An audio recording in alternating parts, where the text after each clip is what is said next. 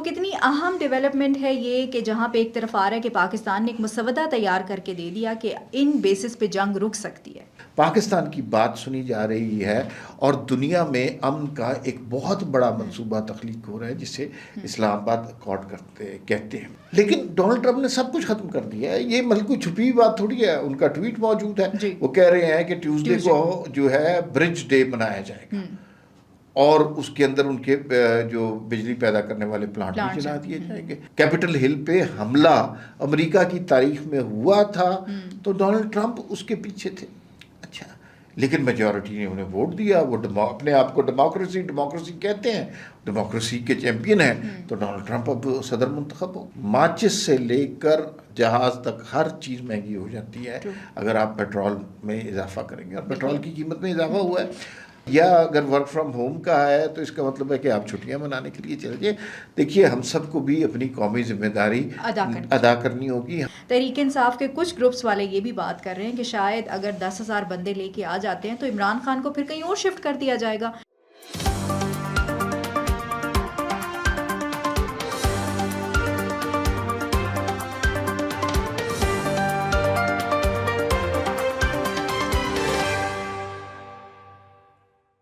السلام علیکم, میں ہوں آپ کے ساتھ رمشا عارف اور آپ دیکھ رہے ہیں پروگرام وی ٹاک. عمار صاحب میرے ساتھ موجود ہیں. ناظرین آج خبریں بہت ساری ہیں کیونکہ منڈے ہے, اور لیکن ایک بڑی اہم خبر جو پاکستان کے حوالے سے اور امریکہ اور ایران کی جنگ کے حوالے سے بڑی اہم خبر ہے, وہ خبر یہ ہے کہ روئٹرز نے جو ہے وہ پاکستان کو امریکہ اور ایران کی جو ثالثی ہے اس کو اسلام آباد اکارڈ کا نام دے دیا ہے. یہ کتنا اہم ہے پاکستان کے لیے, کتنی بڑی سفارتی کامیابی ہے, اس حوالے سے ذرا بات کریں گے.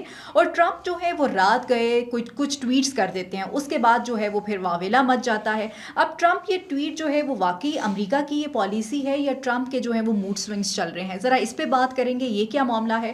اس کے بعد ہم نے دیکھا کہ اس جنگ کے حوالے سے جتنی ساری سچویشن پوری دنیا میں خراب ہوئی, پاکستان کے اندر بھی معاشی بحران آیا اور پیٹرول کی قیمتوں میں اضافہ ہوا. اس کے بعد جو ہے وہ وزیر اعظم نے ریلیف بھی دیا. ذرا اس پہ بات کریں گے کہ اب آگے عوام کو کیا ریلیف دینے جا رہے ہیں. اس کے بعد اگر ہم دیکھیں تحریک انصاف کے حوالے سے تو علیمہ خان نے اناؤنس کیا تھا کہ 10,000 لوگ اڈیالہ کے باہر لے کر آئیں.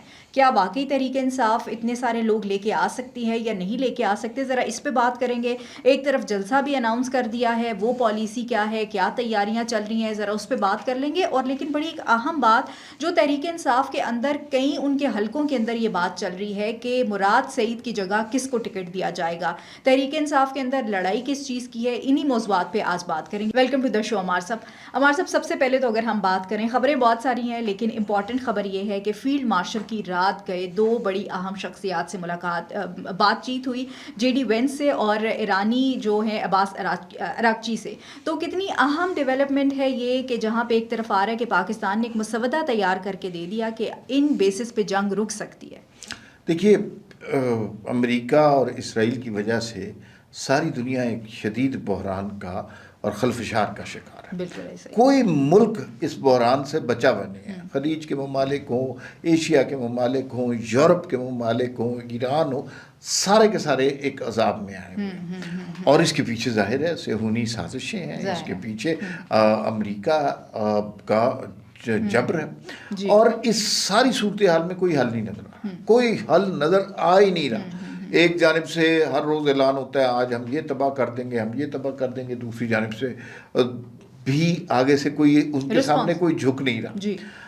اب اس صورتحال میں جب دنیا کی ساری قوتیں اپنی اپنی منمانی کر کے دیکھ چکی, یہ بہت امپورٹنٹ ہے کہ دنیا میں ایک نیا لفظ تخلیق ہوا ہے اور وہ اسلام آباد اکارڈ کہلاتا ہے. اس وقت آپ کو پتہ ہے کہ پاکستان, ہم تو یہ سمجھ رہے ہیں نا ہم آدمی کہ یہ امریکہ ایران کے درمیان ایک تنازع ہے, اس کے درمیان ہم نے کوئی صلح صفائی کرانی ہے. یہ بات اتنی سمپل نہیں ہے. یہ تنازع بین الاقوامی حیثیت رکھتا ہے. اس میں روس بھی اسی شدت کے ساتھ انوالو ہے, اس میں چائنا بھی اسی شدت کے ساتھ انوالو ہے, اس میں یورپ کے ممالک بھی ہیں. آج اسحاق ڈار صاحب کی جاپان کے وزیر خارجہ سے بات ہوئی ہے. تو ساری دنیا کا, ہاں, اور ساری دنیا کی نگاہوں کا مرکز پاکستان ہے. اس لیے کہ پاکستان, دنیا میں اور بھی لوگ ہوں گے جو امن کی کوشش کرنا چاہتے ہوں گے, لیکن ان کے پاس وہ پاور نہیں ہے. طاقتور کی بات سنی جاتی ہے, پاکستان کی بات سنی جا رہی ہے, اور دنیا میں امن کا ایک بہت بڑا منصوبہ تخلیق ہو رہا ہے جسے اسلام آباد اکارڈ کہتے ہیں. ایران نے اس بات کی تصدیق کر دی. رائٹر کی جس سٹوری کا آپ ذکر کر رہے ہیں کہ یہ مسودہ انہیں موصول ہو گیا ہے, مجھے یوں لگتا ہے کہ یہ بات بن جائے گی. اس لیے بن جائے گی کہ اب صرف ان نکات پہ بحث ہو رہی ہے کہ پہلے ابنائے ہرمز کھلے گی, پہلے جنگ بندی ہوگی. یہ باریک نقطے ہیں, لیکن اس کا مطلب ہے کہ دونوں اطراف کی جانب سے بات طے ہو گئی ہوئی ہے, چیزیں آگے بڑھنے لگ گئی ہیں. اور اس میں فیلڈ مارشل کا رول, جیسے کہ پتہ چلا ہے کہ امریکی نائب صدر سے گزشتہ رات وہ مسلسل گفتگو میں رہے ہیں, اور ظاہر ہے مذاکرات کا حل تو وہیں سے نکلے گا. تو یہ پاکستان کے لیے بہت فخر کی بات ہے, عزت کا لمحہ ہے, وقار کا لمحہ ہے کہ ہم دنیا میں اس قدر بدترین جنگ کو رکوانے میں ایک بڑا اہم کردار ادا کر رہے ہیں. عمار صاحب, ایک طرف ہم نے دیکھا کہ پہلے بھی ایک طرف شرائط رکھی گئی تھی امریکہ اور ایران دونوں کی جانب سے. اب جو ہے, اب اگر ہم یہ مسودہ دیکھیں تو جہاں پہ یہ بات ہو رہی ہے کہ پہلے مرحلے میں جو ہے وہ جنگ بندی فوراً بند کی جائے, ایران کی طرف سے یہ مطالبہ ہے, اور ساتھ ہی امریکہ کی طرف سے یہ مطالبہ آ رہا ہے کہ ابنائے ہرمز فوری طور پہ کھول دی جائے. تو آپ کو لگتا ہے کہ پہلے ایران اگر اس چیز پہ نہیں مانا تو اب وہ مان جائے گا؟ لیکن میں کوئی حتمی طور پہ اس پہ, ظاہر ہے میں کہ ایران کیا کر سکتا ہے اس پہ تو نہیں میں بات کر سکتا, لیکن اس کا مطلب ہے کہ مذاکرات تقریباً فائنل ہونے کے قریب ہیں. دو نکات ہے نا, امریکہ کہہ رہا ہے ابنائے ہرمز کھلے گی تو جنگ بندی ہوگی, وہ کہہ رہے ہیں جنگ بندی ہوگی تو ابنائے ہرمز کھل جائے گی. ہو سکتا ہے سائملٹینیسلی دونوں باتیں ہو جائیں, اور ابھی ابتدائی طور پر کہا جا رہا ہے کہ یہ 45 دن کا عرصہ ہوگا, اس کے اندر 45 دن جنگ ختم ہو جائے, پھر اتنی قوتیں آ جاتی ہیں, پھر جنگ ختم ہو جاتی ہے. اور پھر ہمیں یہ بھی ریئلائز کرنا چاہیے کہ جنگ جو ہے, جو شخص جنگ سٹارٹ کرتا ہے اس کو خود بھی نقصان پہنچاتی ہے. ڈونلڈ ٹرمپ کے خلاف امریکہ میں جو باتیں ہو رہی ہیں, لوگ اسے مخبوط الحواس شخص کہہ رہے ہیں. بالکل ایسا ہی ہے, وہ آپ ان کی ٹویٹ سے اندازہ لگا لیں. وہ یہ کچھ لوگ یہ کہتے ہیں کہ یہ ایک دم سے آ کے ایسی ٹویٹس کر دیتے ہیں, ہمیں تو پتہ ہی نہیں ہے. ایک طرف امریکہ جو ہے وہ جمہوریت کا علم بردار بنتا ہے کہ وہاں بہت جمہوریت ہے, لیکن دوسری طرف ٹرمپ اس طرح کی لینگویج استعمال کر کے, یہ ایک صدر کی لینگویج تو نہیں ہو سکتی. اتنے موڈ سوئنگز ہیں ٹرمپ کے, ہمارے ساتھ. اچھا دیکھیں, یہ جو ہے نا, اب امریکہ آپ نے درست کہا انسانی حقوق کا علم بردار رہا ہے. امریکہ ہمیشہ یہ بات کرتا رہا ہے, اور ورلڈ وار کے بعد اقوام متحدہ کی قراردادوں کی بات ہوتی رہی ہے, سرحدوں کے, ملکوں کے سرحدوں کے احترام کی بات ہوتی رہی ہے, اور یہ جو ہے سول لوگوں پر جنگ کی حالت میں بھی بمباری کرنا جو ہے وار کرائم میں آتا ہے. لیکن ڈونلڈ ٹرمپ نے سب کچھ ختم کر دیا ہے. یہ مطلب کوئی چھپی بات تھوڑی ہے, ان کا ٹویٹ موجود ہے. وہ کہہ رہے ہیں کہ ٹیوزڈے کو جو ہے برج ڈے منایا جائے گا, اور اس کے اندر ان کے جو بجلی پیدا کرنے والے پلانٹ بھی چلا دیے جائیں گے. یہ پبلکلی کہہ رہا ہے. سفارت کاری کی ایک لینگویج ہوا کرتی تھی. اچھا, جس قسم کی لینگویج ڈونلڈ ٹرمپ استعمال کر رہے ہیں, امریکن قوم کیا مستقبل میں اس سب کو ڈیفینڈ کر سکے گی؟ کیا وہ بات کر سکتے ہیں اب انسانی حقوق کی؟ کیا اب ان کی سرحدوں میں کوئی در اندازی کرے تو کیا وہ اس بات کا اب دوبارہ سرحدوں کے احترام کی بات کر سکتے ہیں؟ اور وار کرائم کا لفظ اب ان کے منہ سے سجتا نہیں ہے, اس لیے کہ دنیا میں سب سے بڑے وار کرائم امریکہ اس وقت ایران میں کر رہا ہے. تو یہ ڈونلڈ ٹرمپ کے لیے ایک, اور امریکہ میں یہ سیریسلی باتیں ہو رہی ہیں, بڑے بڑے سینیٹر یہ بات کر رہے ہیں کہ یہ شخص پاگل ہو گیا ہوا ہے, اس لیے کہ جس طرح کی گفتگو وہ کر رہے ہیں یہ تو کبھی بھی نہیں ہوا. گالیاں تو فرسٹریشن کی علامت ہوتی ہیں, بزدلی کی علامت ہوتی ہیں, ناکامی کی اور شکست کی علامت ہوتی ہیں. تو امریکی صدر اگر یہ کر رہا ہے تو یہ تو امریکہ کے لیے بہت خطرناک ہے. اس سے ایران کو کیا فرق پڑتا ہے؟ کوئی فرق نہیں پڑے گا, کیونکہ ٹرمپ کی خود ایج 80 ایئرس کے تو وہ ہو گئے ہیں, تو وہ اب اسی طرح کی بات کریں گے. اور ڈیفینیٹلی انہوں نے ایک یہ جنگ سٹارٹ کروائی, اس کے بعد اب وہ اپنی شکست کو تسلیم نہیں ایکچولی کر پا رہے. اصل میں نا اس سے ہمیں ایک سبق بھی ملنا چاہیے. ڈونلڈ ٹرمپ جو ہیں بڑے پاپولر آدمی تھے الیکشن سے پہلے, اور لوگوں نے بڑے ووٹ دیے ان کو. حالانکہ ڈونلڈ ٹرمپ ہمیشہ سے ایسے تھے. کیپٹل ہل پہ حملہ امریکہ کی تاریخ میں ہوا تھا تو ڈونلڈ ٹرمپ اس کے پیچھے تھے. اچھا, لیکن میجورٹی نے انہیں ووٹ دیا. وہ اپنے آپ کو ڈیموکریسی کہتے ہیں, ڈیموکریسی کے چیمپئن ہیں, تو ڈونلڈ ٹرمپ اب صدر منتخب ہو گئے. ظاہر ہے. لیکن ہمیں اس سے یہ بھی سبق لینا چاہیے کہ ضروری نہیں کہ میجورٹی کا ہر فیصلہ درست ہو. میجورٹی کے فیصلے غلط بھی ہو سکتے ہیں. پاپولر لیڈر ملکوں کے لیے صرف فائدہ مند نہیں نقصان دہ بھی ہو سکتے ہیں. بالکل ایسا ہی. اب دیکھنا یہ ہے کہ آج رات پاکستانی ٹائم کے مطابق 10 بجے انہوں نے خطاب کرنے ہیں. اب وہ ایک نیا شوشہ کیا چھوڑتے ہیں اس کا انتظار رہے گا. بالکل. اور وہ ڈر ہی لگتا ہے سب کو کہ وہ پتہ نہیں معافی مانگیں گے, گالی دیں گے, بچوں کے اسکولوں پر حملے کا اعلان کر دیں گے, تو he can stoop to any level. Exactly. Ammar صاحب اس ساری سچویشن میں جہاں ہم نے دیکھا آپ کو کہ عمران خان تو یاد آ رہے ہوں گے. بالکل, وہ میں اس ٹاپک کی طرف بھی آؤں گی, لیکن سب سے پہلے تو ہم دیکھیں کہ پوری دنیا میں جو ہے وہ معاشی حالات خراب ہوئے ہیں اس جنگ کے بعد. پاکستان کو بھی اس نے لپیٹ میں لیا. پاکستان میں پیٹرول مہنگا ہوا, پھر اس کے بعد سستا کر دیا گیا, اور وزیر اعظم صاحب نے سستا کیا, پھر کہا کہ یہ کفایت شاری مہم جو ہے وہ ہم چلا رہے ہیں. لیکن عوام, عمار صاحب, یہ جو بیسک چیزیں مہنگی ہوتی ہیں وہ کیسے, اس چیز سے کیسے نپٹا جائے گا, کیسے ایک عام آدمی کو ریلیف دیا جائے گا؟ میرا نہیں خیال کہ کوئی منصوبہ ہے. آپ لوگوں کے اوپر کتنی حکومت کوشش کر رہی ہے کہ سبزی فروشوں پر پابندیاں لگائے, آپ ٹرانسپورٹرز پر پابندی لگائے کہ کرائے نہ بڑھے کیونکہ انہیں سبسڈی دی جا رہی ہے 1 لاکھ روپے کی. لیکن ایک سیکٹر کو کنٹرول کریں گے نا. ہر سیکٹر, ہر چیز, ماچس سے لے کر جہاز تک ہر چیز مہنگی ہو جاتی ہے اگر آپ پیٹرول میں اضافہ کریں گے. اور پیٹرول کی قیمت میں اضافہ ہوا ہے. حکومت یہ کہہ رہی ہے انہوں نے 80 روپے کی کمی کی, لیکن وہ تو اصل میں نا بڑا اچھی اسٹریٹجی ان کی رہی.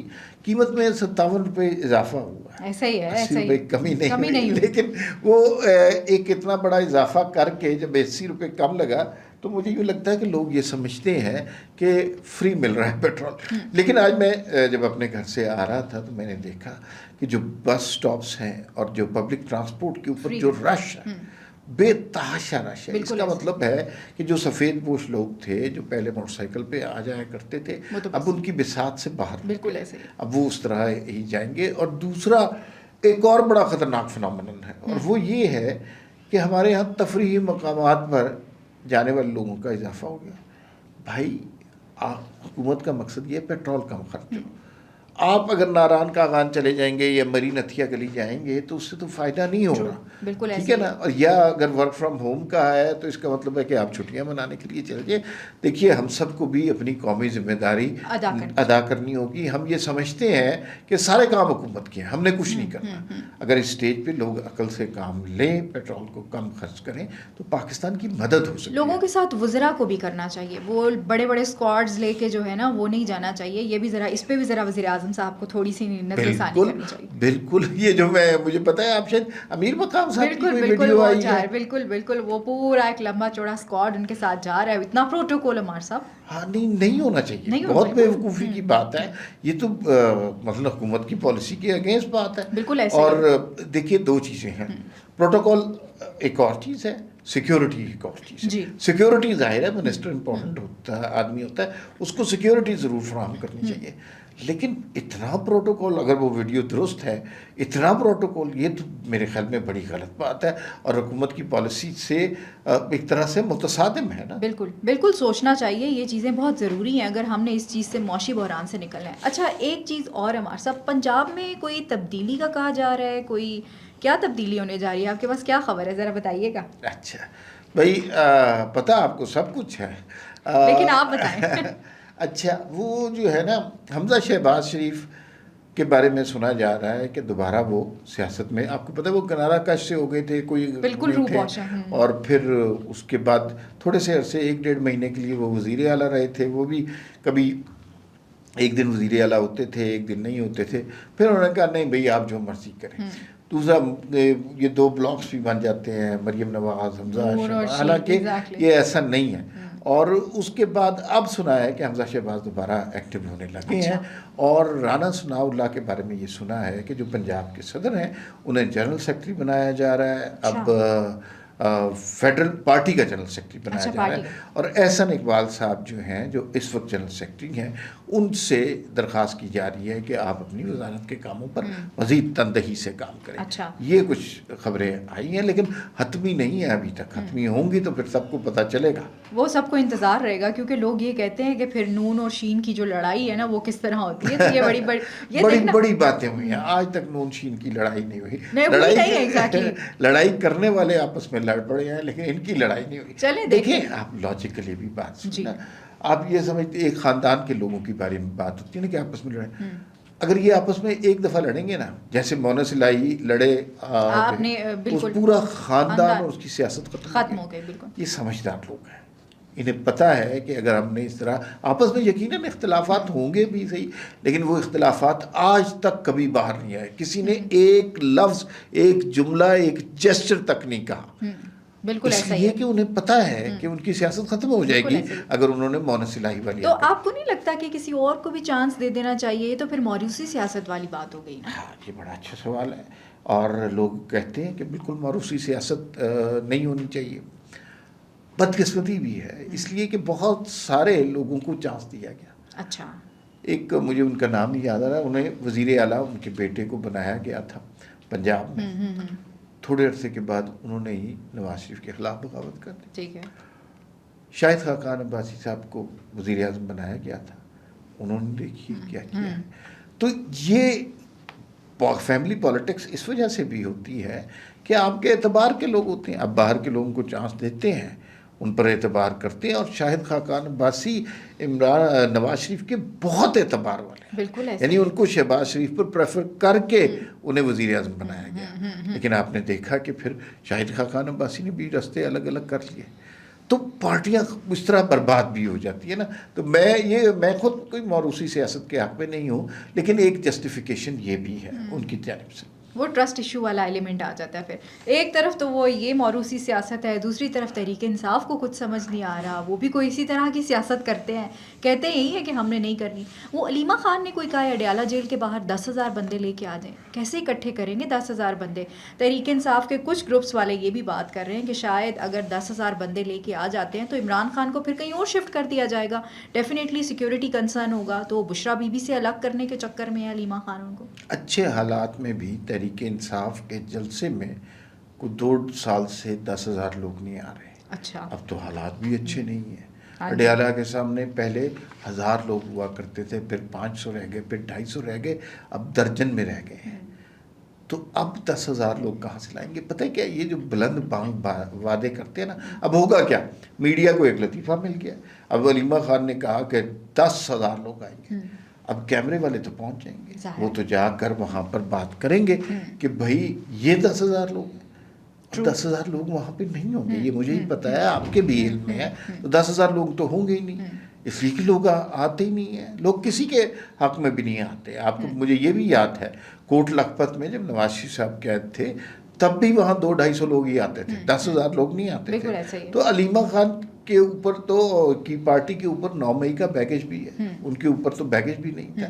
تو یہ صورتحال ہے. میرے خیال یہ اپنی پارٹی کا خود تماشا اڑوا رہے ہیں. وہ تو اڑوا رہے ہیں, وہ تو نظر آ رہا ہے. ایک طرف سہیل آفریدی ایک وہ نعرہ لگا دیتے ہیں کہ 9 اپریل کو ہم جلسہ کرنے جا رہے ہیں, لیکن کچھ لوگ یہ بتاتے ہیں کہ اس حوالے سے کوئی تیاری نہیں ہے, کچھ بھی نہیں ہے. اچھا, سہیل آفریدی صاحب جو ہے نا وہ جلسے کی تیاریاں نہیں کر رہے, ایک بھی کوئی سنجیدہ میٹنگ نہیں کی جلسے کے حوالے سے کہ جلسہ کی تیاریاں یہ ہیں, گاڑیاں یہاں سے آنی ہیں, لوگ یہاں سے اکٹھے ہونے ہیں, اور رخت سفر اس طرح بندے گا, زیادہ سفر کیا ہوگا, یہ نہیں پتا انہیں. لیکن ان کو فکر ہے, اور وہ ہے کہ مراد سعید کی جو سینٹ کی سیٹ خالی ہوئی ہے اس کے اوپر بندہ کون سا لگوانا ہے. اب پارٹی کے ساتھ اختلاف شروع ہو گیا ہے, اس لیے کہ ایک صاحب ہیں جو بڑے صاحب ثروت ہیں, اور فضل الرحمان ان کا نام ہے, خاص علاقے سے ان کا تعلق ہے, اور وہ سہیل آفریدی پوری کوشش کر رہے ہیں کہ ان کو بنواتے ہیں سینیٹر.